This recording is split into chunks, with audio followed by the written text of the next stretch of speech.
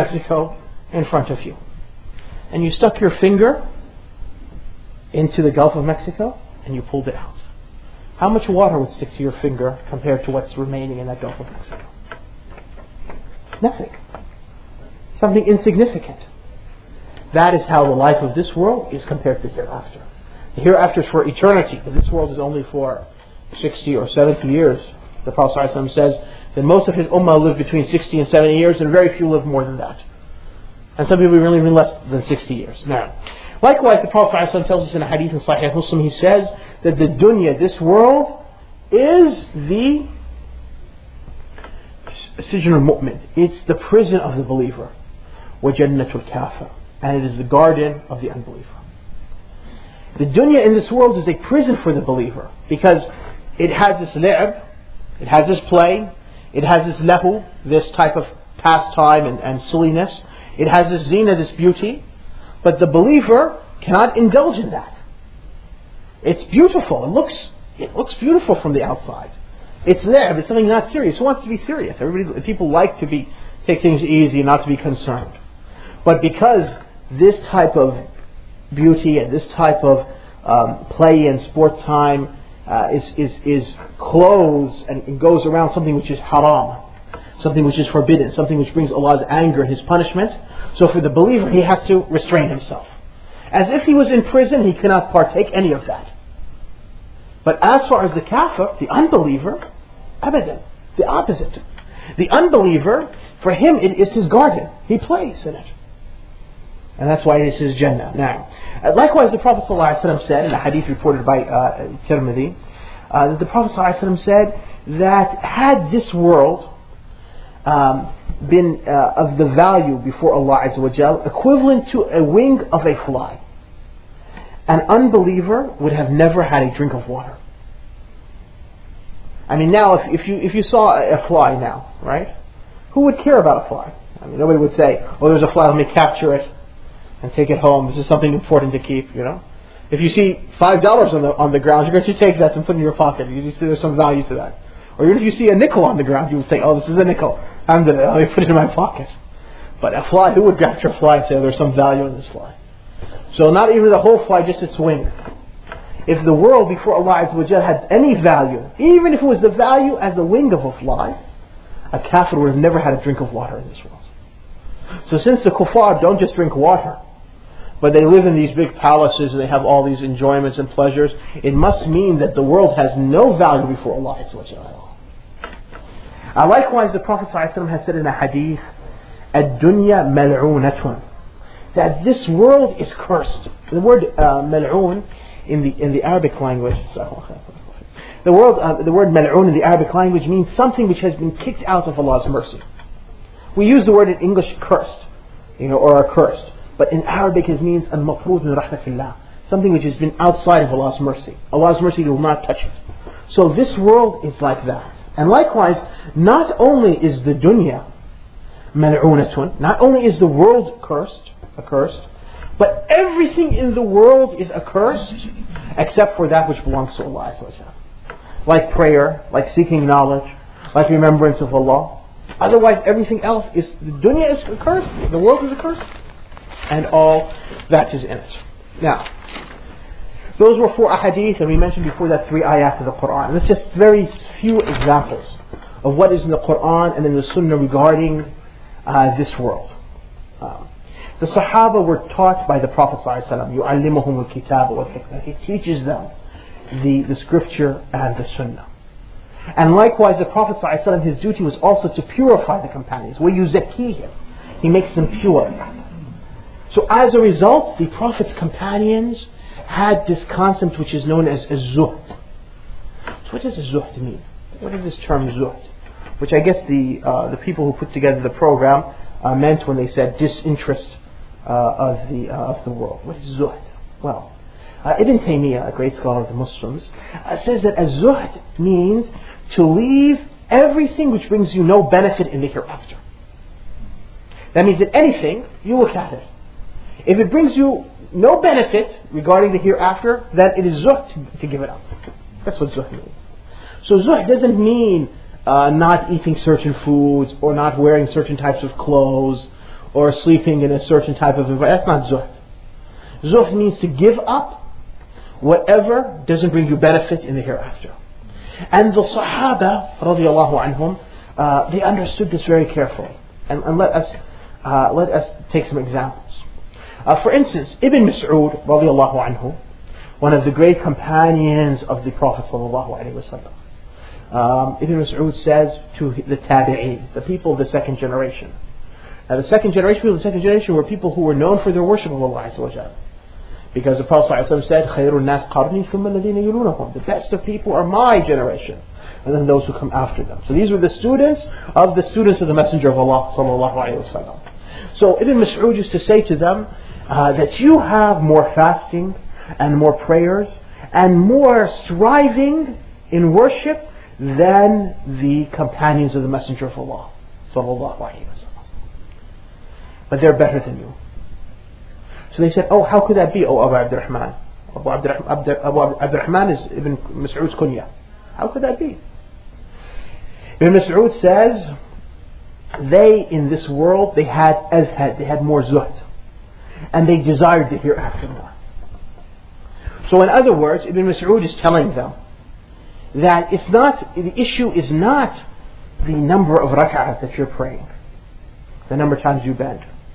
And it's not the number of days you're fasting. But in the end, really, it's the heart. The companions didn't maybe make as many rak'ahs as the tabi'een, he's telling them. Nor did they fast as many days as the tabi'een. But their hearts was such that they cared less for the world and they desired more for the hereafter. Because, outer performance of acts of worship, if the heart is not anything in there, there's no benefit to it, right? I mean, a person can bend his back and put his head on the ground over and over, but if his heart is filled with corruption, what is the benefit of that prayer? Outwardly, you come, oh mashallah, this brother, whenever I walk into the masjid, or the sister, whenever I walk into the masjid, it's always standing and bowing and praying and so forth. But if the heart inside is not there, then it's not of much value. And likewise fasting. If a person is constantly fasting but the heart is cheating, then it's no value. That's why the Prophet ﷺ says that he who doesn't give up qawl az-zur, false statements, and acting falsely, Allah is not in need for him to give up his food and drink. Because it's not just the issue, it's not just a matter of not eating and drinking for a day and being tired. That's not the issue. The issue is that, it says, لَعَلَّكُمْ تَتَّقُونَ. I mean, you should fast so you can have taqwa. So if by restraining yourself from eating and drinking, it doesn't lead you to taqwa, and so therefore you're still doing and saying evil statements and doing things wrong, then there's no reason for you, I mean, not that there's no, you should, of course, you still should observe the fast, but there's no benefit you're getting from the fast. The value is not there now. So likewise, as they could care less about this world, they were disinterested in it, they had zuhd, they likewise used to condemn this world. They used to not say good things about this world.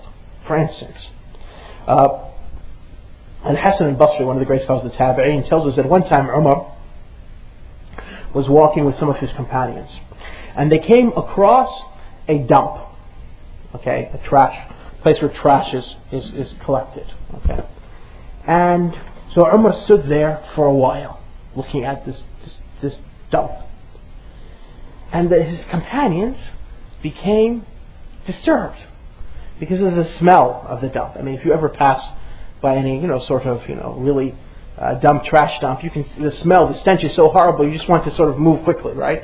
And if you're in your car, you roll up the windows and so forth. So Umar stood, and he stood there, and the companions who were walking with him stood there, and they were being bothered by this horrible stench. So Umar said to them, this is your dunya, which you are so concerned with, zealous for, and which you talk about. I have contemplated the matters, and I've understood that if I seek the dunya, if I seek this world, I'm going to harm my hereafter. But if I seek the hereafter, I will harm my world. So I decided to choose that which will last for eternity over that which will come to an end. So here Umar radiallahu anhu, one of the great companions of the Prophet ﷺ, makes a similitude of this world with the trash, the dump. And he says, this is the reality, because what is this world in the end, right? It's eating and drinking and so forth. What do you do with the waste of that? You throw it. So that's what happens to this world. That what you consume You pass us out of you. And everything comes to an end and then it's thrown in the trash. I mean, even if you buy now a very nice piece of furniture, how long is it going to last? 10 years, 20 years, and then afterwards it gets old and you throw it away. You buy a new nice garment, how long will it last? 2-3 years, then you throw it away. So everything in this world, comes to an end. Even people in the end, they die and they put them in the grave. I mean, nothing in this world, remains. So Umar was saying, this is your dunya in reality, because this is when it comes to an end. It just gets thrown in the trash, which you are so zealous for. Your hearts are so eager for, and at the same time, you're always talking about it. And then Umar says, I contemplated the matter. I thought about it. Umar was talking about himself. I saw that being zealous for this world will lead me to harm my hereafter, my eternity. And if I am zealous for my eternity, I'm going to harm my world. So I decided to choose that which will last for eternity and give up that which is going to come to an end. Because if you have a choice between two matters, one is going to come to an end and one is going to last forever, which one are you going to choose? The one that's going to last forever. And so this is how Umar thought. Now, for instance, Ibn Mas'ud radiallahu anhu, another of the great companions of the Prophet ﷺ, he said, the truth is heavy and bitter. The truth is heavy. It's difficult to carry the truth. It's difficult to be upon the truth. It's not an easy matter. So he said, truth is heavy and it's bitter. And falsehood is khafif. It's light and it's sweet. And then he says that perhaps, a desire that you might have, a shahwa, a desire, will make you be sad for a long period of time. So these are two things, two principles he gives to us. Truth is something difficult. It's heavy and it's bitter. Your soul doesn't readily want to comply to the truth. And falsehood is the opposite. It's very easy and also it's very sweet, because it follows your desires. And then he says, perhaps a single desire you might have, whether there's a desire for money, whether there's a desire for woman, whether there's a desire for status, whatever the desire is, can lead you to be sad for a very long time. Because that desire can lead to a sin, and that sin can lead to great sorrow in your life. And how many people have you either known or you've heard about, right? Because they didn't hold their desires, they led them to do something which afterwards they're sad about that thing for the rest of their lives. How many people are like that? So many, you can't count them. So as a result, so somebody might ask the question, well then, why was it that they were looking at the world this way? Why was it? One of the reasons why, because they had a great fear of the hellfire. The Sahabah had great fear of the hellfire. For example, Umar ibn al-Khattab says one day, he says that if somebody from the sky above was to cry out, make an announcement, that everybody would go to paradise except for one person on earth, I would be afraid it would be me. I would be that one person. So Umar al-Khattab says, if somebody was to make an announcement in the sky above, like one of Allah's angels, was to say everybody on earth now is going to go to paradise except for one person, Umar said, I would be afraid that'd be me. I'd be that one person who would make it. And likewise, Umar said that if somebody was to make an announcement in the heaven above that everyone was to go to hell except for one person, I would hope in Allah that I would be the one who would be saved. Because a believer shouldn't just be overtaken by fear, but also he should have hope. Because our religion, our worship is based upon three principles. Love of Allah. We love Allah because He is perfect and because He blesses us. We hope for His mercy and we fear for His punishment. That is how our worship is based. Likewise, Abdullah bin al-Rumi tells us that Uthman ibn Affan, radiallahu anhu, one of the great companions of the Prophet ﷺ, said that concerning about himself, he said, if I was between heaven and hell, standing between paradise and the hellfire, and I don't know to which I would be commanded to go, I would prefer to be dust rather than than go through the test of being asked about my deeds. So Uthman radiallahu anhu says that if I was standing between paradise and hell, it's a 50-50 chance. We might go to paradise, right? or you could go to hell, nasallahu al-afiyah. So, but Uthman says that I would prefer to become dust rather than for me to have to face this situation. And likewise, Amr ibn Masruq tells us that at one time a man in front of Ibn Mas'ud radiallahu anhu said, I don't want to be from Ashab al-Yameen, from the people of the right hand. I would want to be from al-Muqarrabeen, those who are close to Allah. Because, Allah subhanahu wa ta'ala tells us the people of paradise are two grades. Al-Muqarribun, they are the ones who are closest to Allah Azza wa Jal because they did the good deeds and they also did the recommended deeds, the things which are voluntary deeds. And they leave the forbidden things and also they leave those things which are disliked by the Sharia. And then the other group, which are less than them, but they're in paradise also, Ashabul Yameen, they do what is required, but they don't do the extra deeds. So for instance, they would fast Ramadan, but they don't fast Monday and Thursday. They don't fast 6 days of Shawwal, for instance. And likewise, they leave the forbidden things, but they don't leave those things which are disliked, which are not forbidden but disliked. So they're Ashabul Yameen. So this person says, in front of Ibn Mas'ud, says, well, I don't want to be from Ashabul Yameen, I would prefer to be from Al-Muqarrabeen, those closer to Allah. And in this statement, in and of itself, there's nothing wrong, because the Prophet ﷺ said, if you ask Allah for paradise, ask for Firdaus.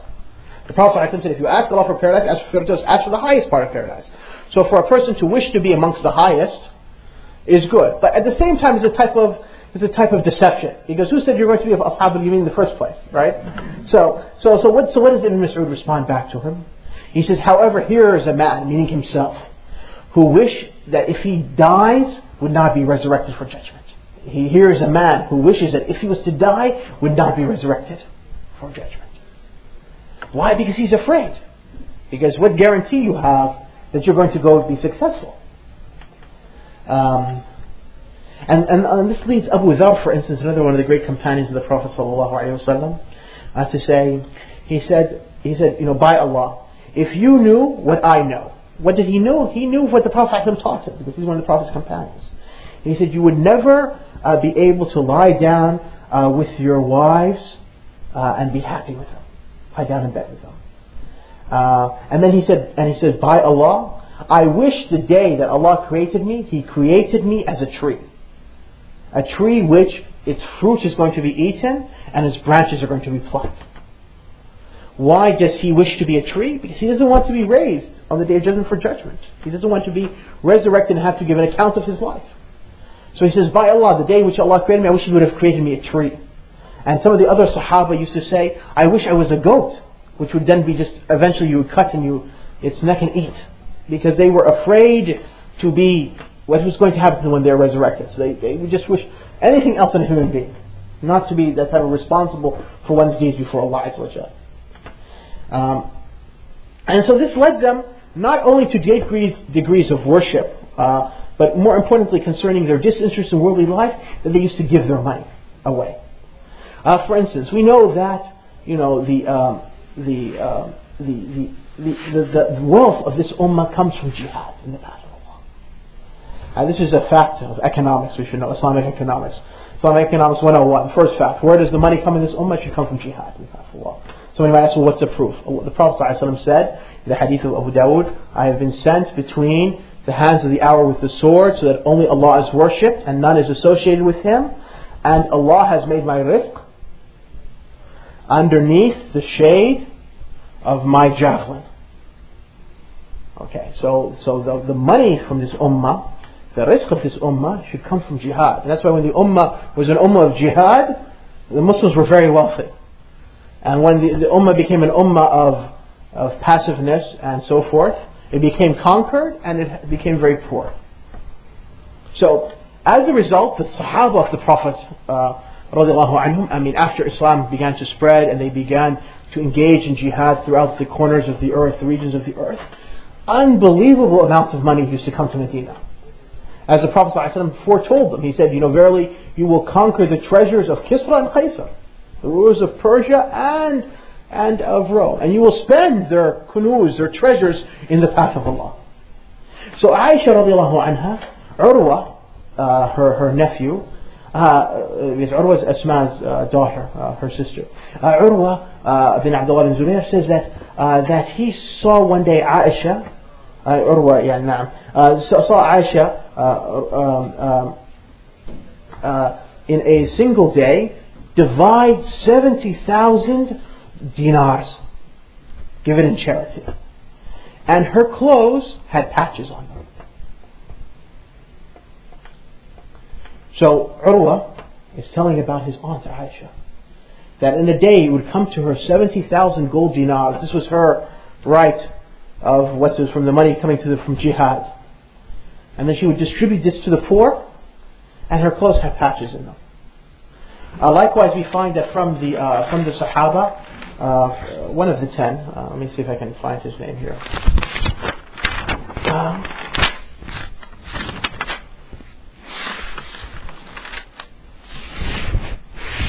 Anyway, it's one of the 10 of the Sahaba, the 10 promised paradise. It's Talha. Talha, one day, he receives 400,000 dinars from the jihad. And he goes to his wife, and he's very disturbed. He says to her, I don't know what to do. I'm afraid if I go to sleep tonight with this money in my possession, I will wake up and my heart will be changed. I'll be a different man. I don't know what to do. What am I supposed to do with all this money that's come to me today? So his wife says, distribute it.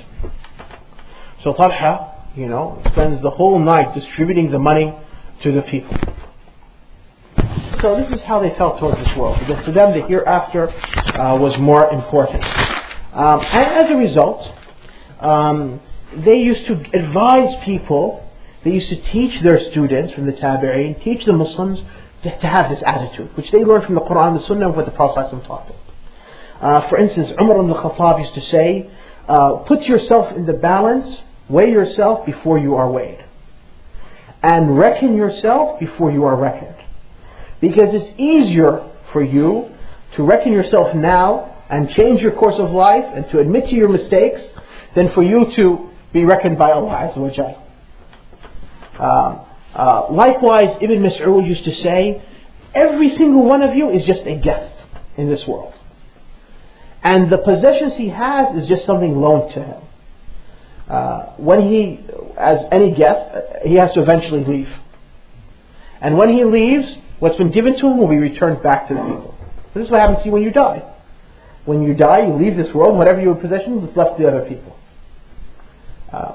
Ali ibn Abi Talib, radiallahu anhu, says, he tells the people, gives this advice, he says, the most thing which I'm fearful for is the following of one's desires and having much hope that in the future I'll change, So Ali ibn Abi Talib says there are two things which I fear about, that a person follows one's desires, and also he has much hope that in the future he'll change. In other words, okay, inshallah ta'ala, next year I'll be better. Inshallah, after Ramadan I'll change. Or inshallah ta'ala, next year I'll make Hajj, and then afterwards I'll be better. This type of, sort of pushing things off. So Ali says, as for following one's desires, it blocks oneself from the truth. When you follow your desires, you're blocked from the truth. And as far as having this type of hope and saying in the future I'll change and so forth, it makes you forget the hereafter. Because you're always pushing it off. Oh, tomorrow. And then he says that the dunya, this world, has begun to leave you. And the hereafter has come to you. Because every day now, you are now closer to the hereafter. You're closer to your death. Each one of us now is closer to his death than he was at the beginning of this lecture. Each one of us at this afternoon is closer to his death and his end than he was in the morning. And we are closer today to our death than we are tomorrow. And tomorrow will be closer than the next day. So you're constantly moving forward to the hereafter, and you're leaving the dunya behind, whether you recognize that or not. And then Ali radiallahu anhu says that each people have its children. There's children of this world and there are children of the hereafter. So Ali then says, so be children of the hereafter and do not be children of this world. Because for today, you can act, you can do good deeds, and there is no reckoning. But tomorrow, there will be reckoning and there will be no chance to do good deeds. Likewise, Ali said to Al-Hasan al-Basri, he said, be in this world with your body, but be in the hereafter with your heart. This is a very great advice. كن في الدنيا ببدنك وفي الآخرة بقلبك. What does this mean? In this world, you're in this world in your body, meaning that you have to, since you're living here, you have to do worldly things. I mean, you're going to have to get up tomorrow morning and go to work. You're going to have to go to the store and buy stuff. You have to, spend some time and, do this and do that of worldly chores. That's part of living in this world. So, in this world, you're with your body, you're doing these things because you have to do them. This is part of living. But your heart is in the hereafter. Meaning what you're thinking about and what you're desiring and what you're hoping for and what you're reflecting upon are the matters of the hereafter. And for this reason, this is how they were, their attitude, their disinterest to the world. Bishr bin al-Harith, one of the Tabi'een, says that I do not trust anything of my deeds more than I trust my love of the companions of the Prophet ﷺ. In other words, and this is what I want to conclude with. We cannot be like the companions of the Messenger of Allah. And I think in this conference, the brothers have attempted to show some examples of different aspects of them, in terms of their obeying Allah, in terms of their disinterest in this world, in terms of aspects of them, how they were as youth, and so forth. So even if we cannot be like them, then at least we should love them. At least we should love them. And Bishr ibn al-Harith, he gives us that great advice, that he doesn't trust any of his deeds and doesn't count upon any of his deeds like that of his love of the companions of the Messenger of Allah. So if we can't be like them, if we can't resemble them, then at least let us love them and recognize their honor and their position in this ummah. With that, I'll conclude my talk. وجزاكم الله خيرا. سبحانك اللهم وبحمدك أشهد أن لا إله إلا أنت أستغفرك وأتوب إليك. وجزاكم الله خيرا. والسلام عليكم ورحمة الله وبركاته.